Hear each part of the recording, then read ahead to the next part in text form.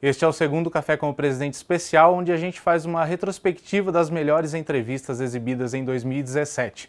E a gente assiste agora uma entrevista que foi ao ar em julho e fala sobre a Lei de Diretrizes Orçamentárias. E a minha primeira pergunta para o presidente Rafa Zimbaldi é justamente o que é essa Lei de Diretrizes Orçamentárias. Olá, Vancini, olá a todos que nos assistem, é um prazer recebê-los. A Lei de Diretrizes Orçamentárias, Vancini, é um projeto onde ele determina metas e prioridades à gestão pública, não só do município, não só do Poder Executivo, mas também do Poder Legislativo, né? Nós temos a Lei de Diretrizes Orçamentárias, que define as metas, né? Metas, diretrizes de despesa, as diretrizes de receitas do município de Campinas. E a mesma coisa nós fazemos aqui na Câmara, quando nós fazemos todo o estudo, enviamos à Prefeitura e a Prefeitura traz pronta essas diretrizes aqui do orçamento aqui da Câmara. Uma coisa são as diretrizes, né? As metas que o governo tem para o município de Campinas, né? Os investimentos que existe a previsão de ser feita ao longo dos anos. Outra coisa é o orçamento, né? O orçamento que nós votamos na Câmara até o final do ano, para o ano seguinte, que é uma previsão orçamentária, reforçando tudo aquilo de metas que nós propusemos na Lei de Diretrizes Orçamentárias. Então, se resume a isso, né? Uma diretriz do orçamento do município para os próximos anos. A gente pode dizer que o orçamento e a LDO são os dois projetos mais importantes votados aqui na Câmara? Com certeza é um dos, porque a Lei de Diretrizes Orçamentárias e o orçamento é a diretriz que nós temos aí de todo aquele dinheiro que a população paga os seus impostos, onde será investido? Será mais investido na saúde, o investimento será também na educação, na segurança pública, no transporte público, ou seja, são essas diretrizes que nós precisamos traçar. Então, acaba sendo um dos mais importantes, porque inclusive a participação da população também é importante nos orçamentos, nas diretrizes orçamentárias, Vancini, porque às vezes um pedido, uma demanda de determinados bairros, por exemplo, um asfalto, um saneamento básico, esgoto, acaba sendo discutido nesses projetos, né, que são mais importantes aí para a cidade, e isso acaba refletindo na população. Por exemplo, nós temos aí um projeto que já está sendo discutido há bastante tempo, como o BRT, que liga é o transporte público que liga a região do Ouro Verde do Campo Grande até a região central de Campinas. Isso existe já na Lei de Diretrizes Orçamentárias, já anterior a essa que nós estamos votando agora. Então, isso vem de um debate já bastante grande e está se tornando realidade agora, né? Mas isso, como eu disse, são metas, né? São objetivos que a Prefeitura, tanto de receita quanto de despesa, a Prefeitura tem. Pode se concretizar ou não, né? E aí depende muito do orçamento, né? Que nós votamos no final do ano, que se a Prefeitura faz todo o estudo da receita que será arrecadada da Prefeitura e se terá condições de investir naquela meta prevista na Lei de Diretrizes Orçamentárias. E ela é sempre votada com antecedência, ela sempre se refere ao ano seguinte. Exatamente. O orçamento sempre existe a previsão para o próximo ano. Então, agora, no ano de 2017, nós votaremos o orçamento de 2018, né, que é uma previsão também de arrecadação, né, um teto, um limite de arrecadação que nós teremos. E, por exemplo, o orçamento que para esse ano aqui, para o ano de 2017, que nós votamos em 2016, que havia uma previsão de 5.300 bi, né, como é que será repartido os 5.300 bi aqui na cidade de Campinas? Quanto será investido na saúde? Quanto será investido na educação, na segurança pública e assim por diante? Então, é sempre para o ano seguinte. Em setembro, o presidente Rafa Zimbaldi comentou sobre a votação do Distritão pela Câmara Federal. Rafa, esse projeto não ter sido aprovado, ele foi bom ou foi ruim para o país? Vancini, esse projeto não ter sido aprovado, tenho a certeza de que foi muito bom para o país.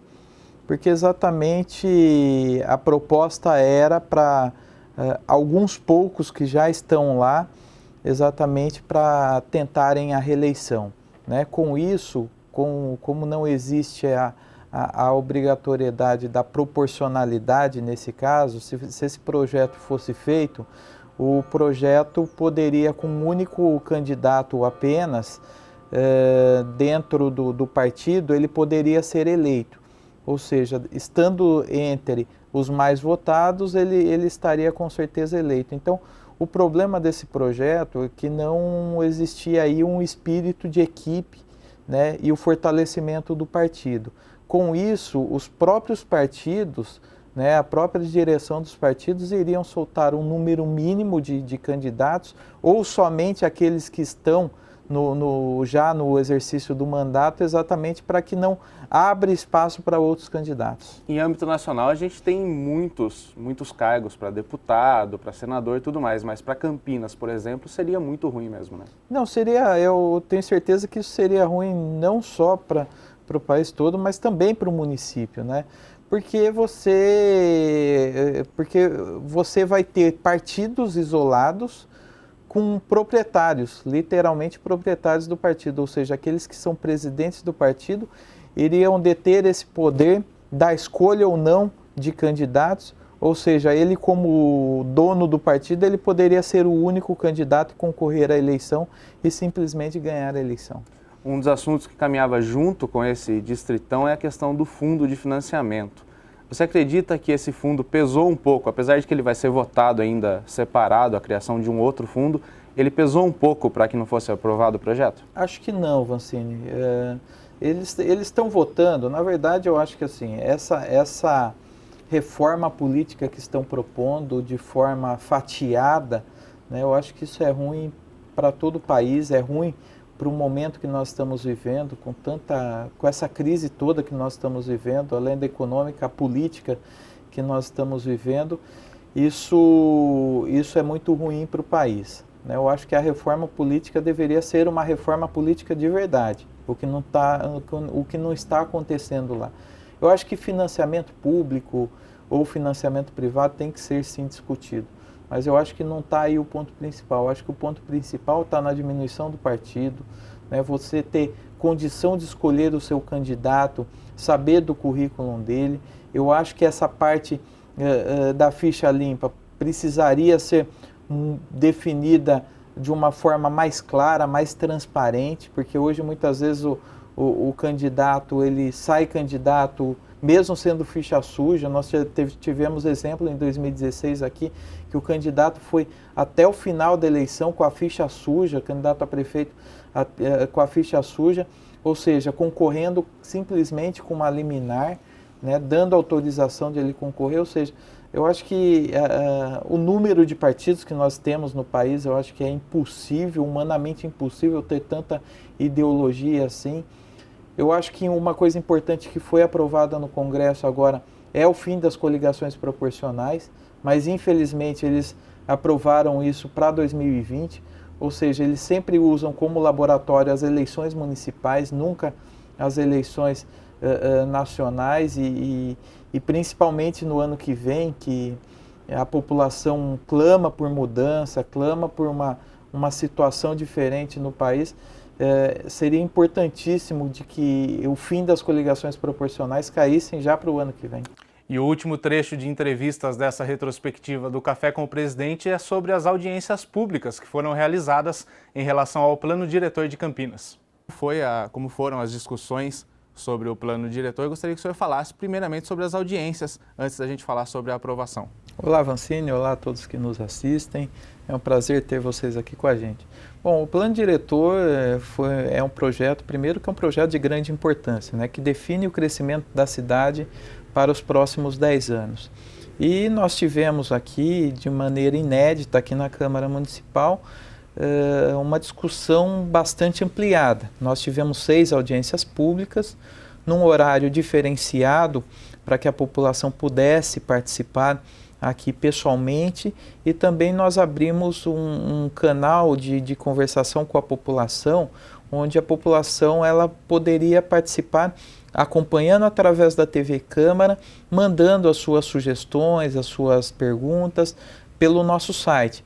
ou seja, uma maneira inovadora que a Câmara faz com o plano diretor. Nunca na história da Câmara Municipal, na discussão de um plano diretor, houve tantas audiências públicas, tantas discussões assim. Nós sabemos que já lá na Prefeitura, né, o secretário Carlos Santoro, ele ampliou a discussão, fez um trabalho junto com a população na descrição do plano diretor.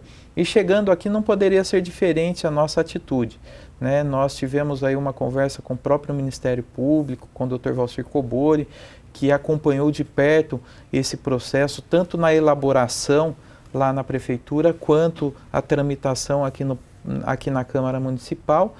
E aí nós fizemos 6 audiências públicas, 6 audiências públicas temáticas, onde a população pôde trazer aqui as suas sugestões. Essa divisão por temas facilitou o trabalho? Facilitou e muito, Vancini, porque quando você tem, por exemplo, um tema que é só habitação, lógico que durante a audiência pública, o decorrer da audiência pública, houve sugestões de outros temas, né? E nós não impedíamos das pessoas trazerem essa sugestão, porque às vezes era a única chance que a pessoa tinha de participar, essa coisa toda.